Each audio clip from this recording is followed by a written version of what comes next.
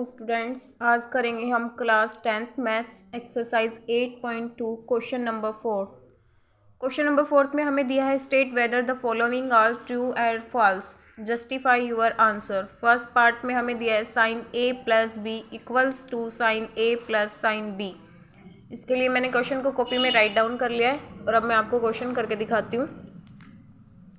जैसे जैसे हम क्वेश्चन करते जाएंगे आपको क्वेश्चन समझ में आएगा। हमें पूछ रहा है क्या sine A plus B equals to sine A plus sine B. हम लिख लेते हैं राइट हैंड साइड, हम क्वेश्चन की लिख लेते हैं फर्स्ट पार्ट की, sorry left hand side first part. चलो हम अब राइट हैंड साइड लिख लिया तो राइट हैंड साइड ही ले लेते हैं पहले, साइन ए साइन बी। हम सबसे पहले इसमें क्या करते हैं, लेट मान लेंगे a इक्वल्स टू हमारा 30 डिग्री है और b जो है वो है हमारा 60 डिग्री। तो हम यहाँ पुट करेंगे sine 30 degree plus sine 60 degree. हमें क्या वैल्यू मिलेगी, साइन 30 डिग्री होता है हमारा 1/2, साइन 60 डिग्री होता है हमारा √3/2। तो हमें वैल्यू मिलेगी साइन √3/2। ठीक है, अब हम लेफ्ट हैंड साइड पे क्वेश्चन को करेंगे। हमें साइन ए प्लस बी, ए की वैल्यू पुट कीजिए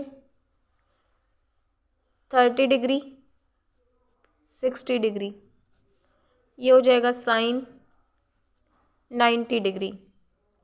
साइन 90 डिग्री कितना होता है हमारा 1। तो क्या आपकी लेफ्ट हैंड साइड और राइट हैंड साइड इक्वल आई है, नहीं। तो हमारा क्वेश्चन जो है उसमें दिया हुआ था हमें sine A plus B equals to sine A plus sine B. तो ये हमारी जो वैल्यू है वो क्या आई है, नॉट इक्वल्स टू। तो जो गिवन स्टेटमेंट थी वो क्या आई है हमारी फॉल्स। आपको फर्स्ट पार्ट समझ में आया, अब हम करेंगे सेकंड पार्ट। क्वेश्चन का सेकंड पार्ट हमें कहता है the value of sine theta increases as theta increases.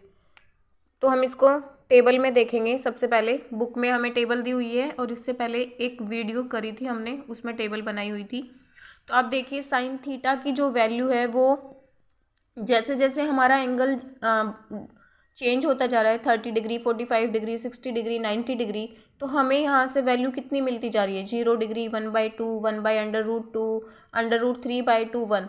तो ये वैल्यू हमारी क्या होती जा रही है, इंक्रीज होती जा रही है। ठीक है, तो हमारे से पूछा है कि जो the value of sine theta increase as theta increase. तो हमारे जो सेकेंड पार्ट है, हमारा जो सेकेंड पार्ट है वो क्या होगा, ट्रू हो जाएगा। ठीक है, जैसे जैसे थीटा बढ़ता जा रहा है वैसे वैसे हमारी वैल्यू भी क्या हो रही है, बढ़ती जा रही है, इंक्रीज होती जा रही है। नेक्स्ट थर्ड पार्ट में कहता है the value of cos theta increase as theta increase. क्या कोस थीटा की वैल्यू जो है वो इंक्रीज हो रही है जैसे जैसे थीटा इंक्रीज हो रहा है। हम फिर से टेबल को चेक करेंगे तो हमारी टेबल में वैल्यू देखिए, जैसे जैसे थीटा इंक्रीज होता जा रहा है हमारा वैसे वैसे वैल्यू क्या होती जा रही है, हमारी डिक्रीज होती जा रही है। तो जो गिवन स्टेटमेंट है हमारी वो क्या है, थर्ड पार्ट में फॉल्स है।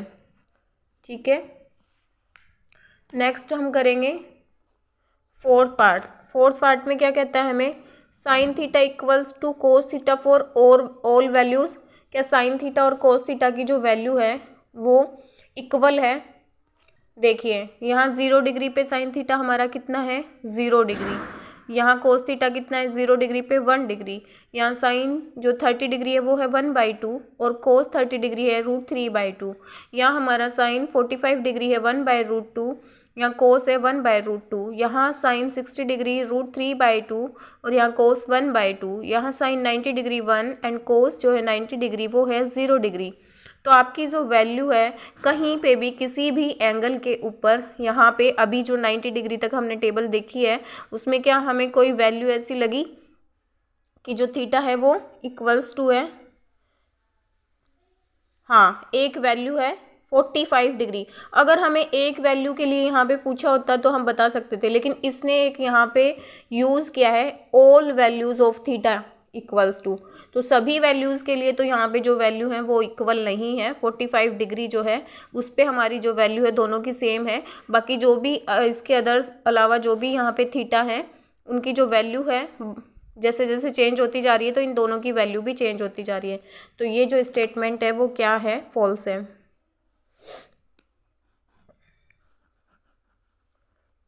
फिफ्थ पार्ट कहता है cot A is not defined for A is equal to 0।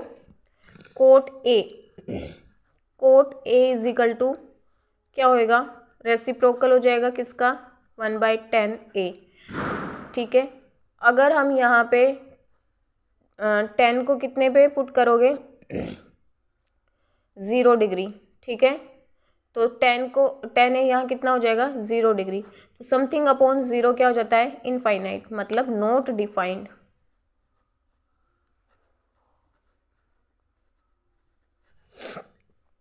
तो कोट ए 0 डिग्री पे कितना हो जाएगा आपका, नॉट डिफाइंड। कोट ए क्या हो जाएगा, नॉट डिफाइंड। तो ये क्या है हमारा फिफ्थ पार्ट क्या है, ट्रू है।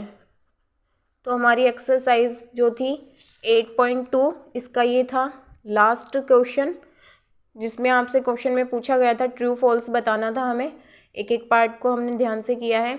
आपको इसमें एग्ज़ाम में क्या करना है, सबसे पहले अपनी टेबल बना लेनी है और टेबल के अकॉर्डिंग यहाँ पे कोई भी 2 वैल्यूज़ आप ले सकते हो और उनको पुट करके यहाँ पे आप दिखा सकते हो कि क्या हमारी लेफ्ट हैंड साइड और राइट हैंड साइड इक्वल है और नहीं नॉट इक्वल है। तो उसके अकॉर्डिंग ये हमारा फॉल्स होगा। फिर सेकंड में हमें बताना है कि जैसे जैसे थीटा इंक्रीज़ हो रहा था तो क्या साइन थीटा की वैल्यू इंक्रीज़ हो रही थी। तो हाँ, जैसे जैसे थीटा चेंज हो रहा था तो वैल्यू क्या होती जा रही थी, इंक्रीज़ होती जा रही थी।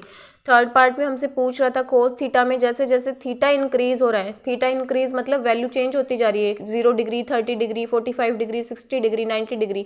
तो उनके ऊपर जो कोस थीटा की जो वैल्यू थी वो क्या इंक्रीज़ हो रही है, डिक्रीज़ हो रही है। तो हमने अपनी टेबल में देखा कि जो वैल्यू है वो हमारी डिक्रीज़ होती जा रही है। तो ये हमारी स्टेटमेंट फॉल्स हो जाएगी यहाँ पे। फिर कहते हैं sine theta equals to cos theta for all values of theta. हमने अपनी ट्रिग्नोमेट्री टेबल में देखा कि जो हमारी एक 45 डिग्री वैल्यू आई थी वहाँ पे दोनों की वैल्यू क्या थी, सेम थी। लेकिन अदर्स जो वैल्यू थी उनके ऊपर हमारी जो वैल्यू थी दोनों की सेम नहीं थी, इसलिए ऑल वैल्यूज सेम नहीं है, इसलिए जो हमारी स्टेटमेंट दी हुई है वो क्या है, फॉल्स हो जाएगी। Cot A is not defined for A is equal to 0। यहाँ पे हमें बताना है कि कोट 0 डिग्री की जो वैल्यू होगी वो क्या होगी, नॉट डिफाइंड होगी, क्योंकि ये रेसिप्रोकल होता है 10 है, 10 0 डिग्री 0 डिग्री होता है और समथिंग अपॉन 0 इनफाइनाइट होता है जो कि अपरिभाषित है, जिसे हम परिभाषित नहीं कर सकते, नॉट डिफाइंड है। ठीक है, हमारा क्वेश्चन कंप्लीट हो गया। अगर आपको क्वेश्चन समझ में आया हो तो चैनल को सब्सक्राइब कीजिए, वीडियो को लाइक कीजिए और कमेंट बॉक्स में अपना कमेंट ज़रूर कीजिए।